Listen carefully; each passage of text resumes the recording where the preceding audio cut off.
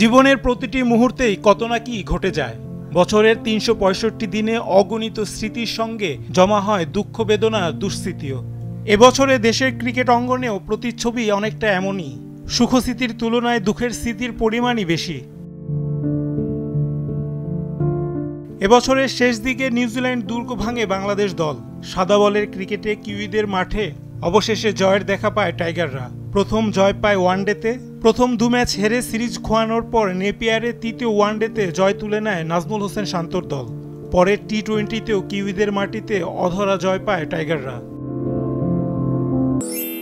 Manual ইগনিশনে আগুন জ্বালানোর দিন শেষ। যমুনা অটো ইগনিশন গ্যাস স্টোভে রান্না হবে বেশ। আবার বছর শুরু হয়েছিল নিউজিল্যান্ডের বিপক্ষে জয় দিয়েই, তবে এবার তা ঘরের মাঠে।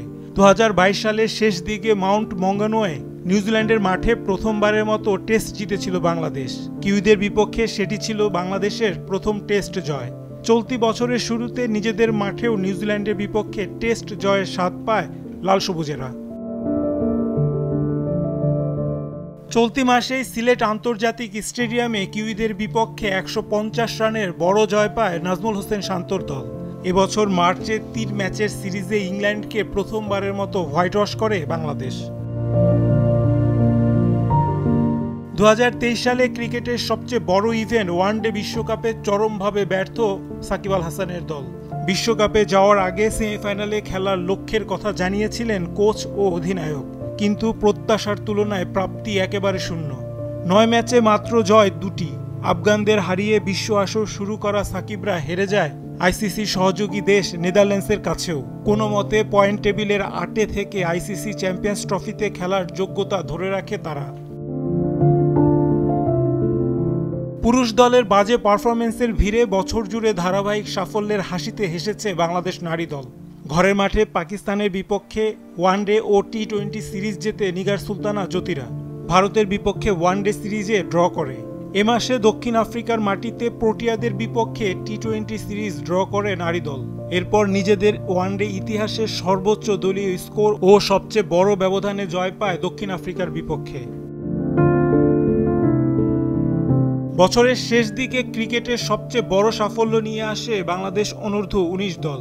ভারত পাকিস্তানকে পেছনে ফেলে যুবারা প্রথমবারের মতো অর্জন করে এশিয়ার শ্রেষ্ঠত্ব।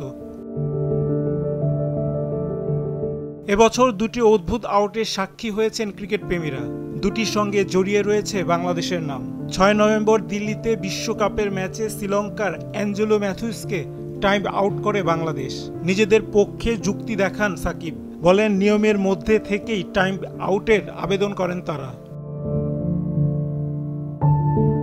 এর ঠিক ১ মাস পর ৬ ডিসেম্বর মিরপুরে নিউজিল্যান্ডের বিপক্ষে টেস্টে হাত দিয়ে বল ধরে দেশের প্রথম ব্যাটার হিসেবে অবস্ট্রাক্টিং দ্য ফিল্ড আউট হন মুশফিকুর রহিম। এবছর প্রকাশ্যে আসে বাংলাদেশ দলের ২ সিনিয়র ক্রিকেটার সাকিব আল হাসান ও তামিম ইকবালের দ্বন্দ্ব। বিশ্বকাপ খেলতে ভারতে যাওয়ার আগে এক সাক্ষাৎকারে বিস্ফোরক মন্তব্য করে বসেন সাকিব। সেখানে তামিমকে নিয়ে বেশ সমালোচনা করেন তিনি। আসছে ৭ জানুয়ারি দ্বাদশ জাতীয় সংসদ নির্বাচনের জন্য বিশ্বসেরা অলরাউন্ডারকে প্রার্থী হিসেবে মনোনয়ন দিয়েছে ক্ষমতাসীন বাংলাদেশ আওয়ামী লীগ। জন্মস্থান মাগুরা ১ আসন থেকে এমপি নির্বাচন করছেন সাকিব। জুলাইয়ে ঘরের মাঠে আফগানদের বিপক্ষে ওয়ানডে সিরিজ খেলছিল বাংলাদেশ দল। এর মাঝপথে ৬ জুলাই হঠাৎ আন্তর্জাতিক ক্রিকেট থেকে অবসরের ঘোষণা দেন তামিম ইকবাল। তার এমন সিদ্ধান্ত আলোড়ন তুলে দেশ জুড়ে। তবে পরদিনই গণভবনে প্রধানমন্ত্রী শেখ হাসিনার সঙ্গে দেখা করেন তিনি। প্রধানমন্ত্রীর কথায় অবসর ভেঙে আবারও আন্তর্জাতিক ক্রিকেটে ফেরার ঘোষণা দেন তামিম। কিন্তু শেষ পর্যন্ত বিশ্বকাপে খেলা হয়নি তার, কারণ যতটা না চোট সংক্রান্ত তার চেয়ে বেশি ওপেনিং থেকে নিচের দিকে ব্যাট করার প্রস্তাব পাওয়া। রায়হান রাসেল, কালবেলা।